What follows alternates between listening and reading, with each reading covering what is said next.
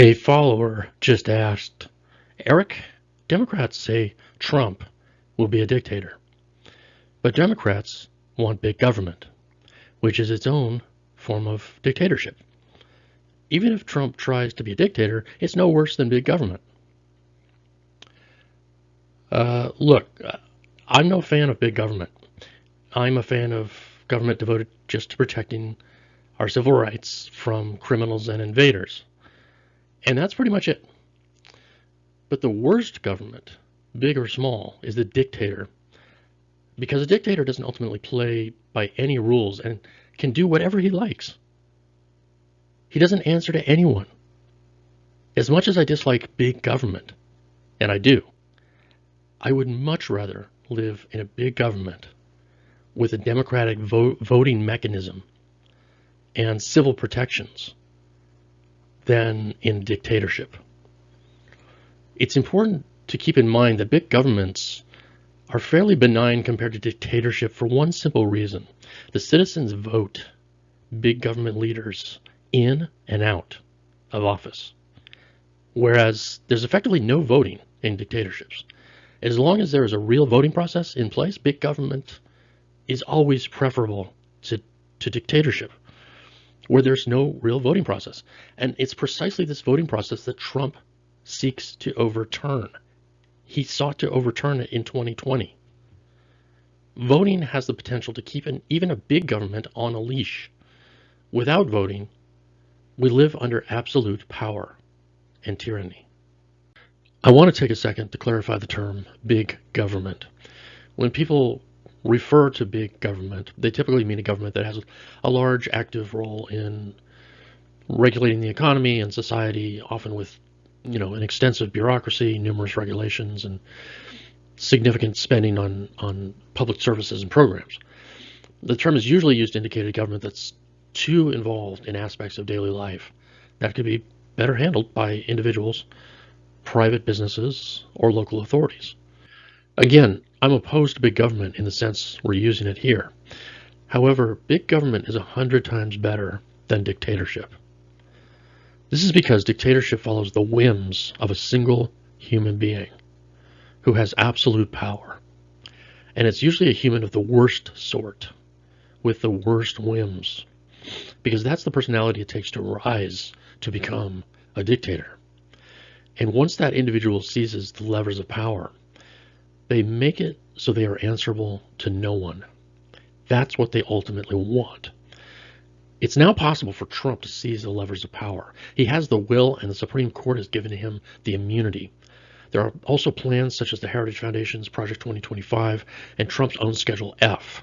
Schedule F is an executive order that would transform the deep state, the so-called deep state, into his personal tool to do his bidding. Dan Moynihan, I believe it is, writing for the Unpopulist, notes that Schedule F, quote, would replace career civil servants with Trump loyalists, willing to ignore constitutional guardrails, not to mention congressional intent to serve his policy and political agenda. Trump wants the power to use administrative agencies for whatever ends he chooses, unquote. This, as Moynihan notes, is a standard step in the authoritarian playbook. This is how you warp a democracy into a dictatorship. This is exactly how it's done. I don't think MAGA people understand the reality of an actual dictatorship. It's not correct to conflate dictatorship with big government. You equivocate if you claim they're equal. Both big government and dictatorship share one commonality. They both interfere too much in our lives. But that's where the similarity ends. Dictatorship is 100 times worse than big government. Big government, as a democracy, at least must try to justify itself to the people who still have the ability to vote. Yes, big government often makes the mistake of inflating rights beyond reason to the point that they infringe on other people's rights. But dictatorship is 100 times worse because it gets rid of voting, no longer has to appeal to anyone, and gets rid of rights altogether. Saying that big government is the same as dictatorship is like saying that paying taxes that go to welfare recipients is the same as slavery. No, there is an aspect that is similar. The fruits of your labor are not fully your own in each case, whether it's paying for welfare recipients or slavery. But that's where the comparison ends. It may be wrong to take a worker's money and give it to someone who didn't earn it, but that's not at all the same as being kept chained in a shed, whipped, raped, or killed at the whim of a slave owner. It's simply not the same. One is objectively worse than the other. Similarly, dictatorship, true dictatorship, where civil rights and the rule of law take a backseat, is a completely different animal from a democratic, quote, big government. Big government, as long as it's still a democratic republic, still makes its leaders answer to the concerns of the people. A dictatorship gets rid of that accountability, because such accountability is itself the enemy of the dictator. That mechanism is what stops the dictator from doing whatever he wants to whomever he wants, whenever he wants. Although I agree that bloated rules are bad, the lack of any rules, except the whim of a dictator, is 100 times worse. Government that's still on a leash in terms of civil rights is 100 times better than an authoritarian government that is off that leash, regardless of the size of the government. Here's some small government examples that are 100 times worse than big government America.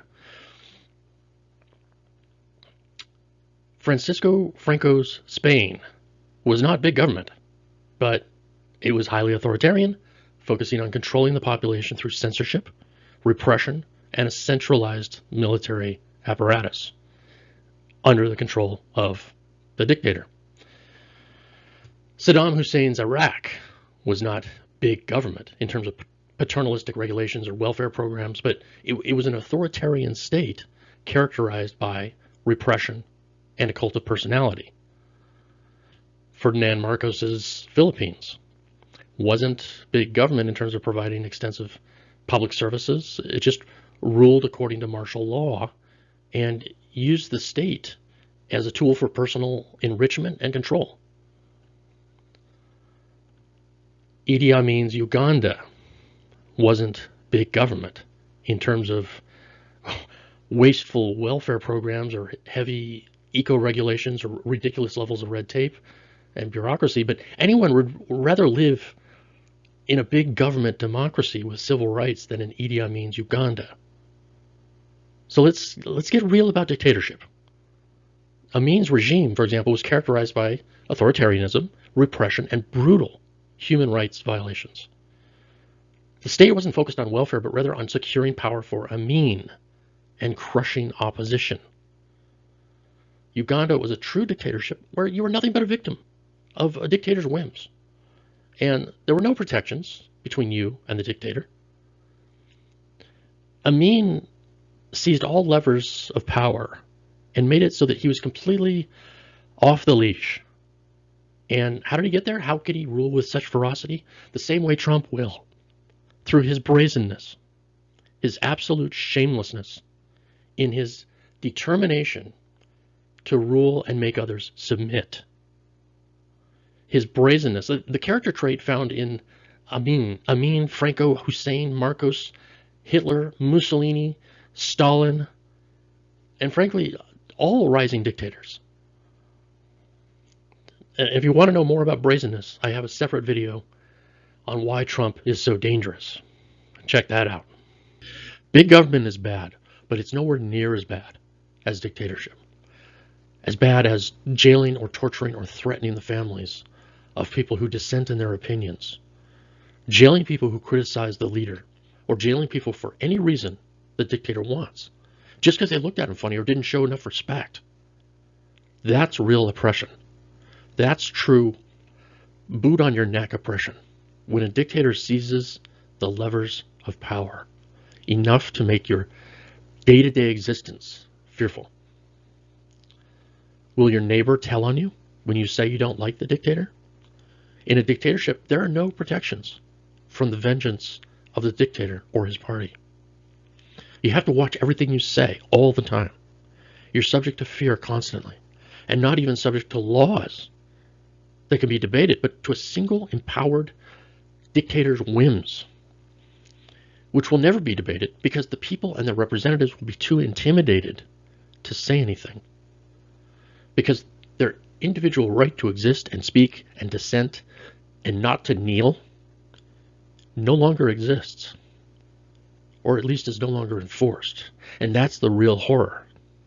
That's real dictatorship, being at the whim of one individual in power, an individual who has no competition that checks his power, nothing and no one that he has to appeal to, with no debate possible, no civil protections any longer. Please stop equivocating big government and dictatorship. The majority of American citizens have never experienced real dictatorship. It's too theoretical. They take for granted the past 250 years. They take for granted our civilized system of procedural law and protection of rights. They don't know what it's like. MAGA doesn't know what it's playing with when it's courting brazenness for the mere entertainment value of owning the libs. They're unleashing a weapon of democratic destruction. They're unleashing actual dictatorship, which they don't fear enough because they've never actually lived under it. They're like spoiled children who are angry and throwing a tantrum, and they can't see the bigger picture, the bigger dictatorial threat that they're actually empowering.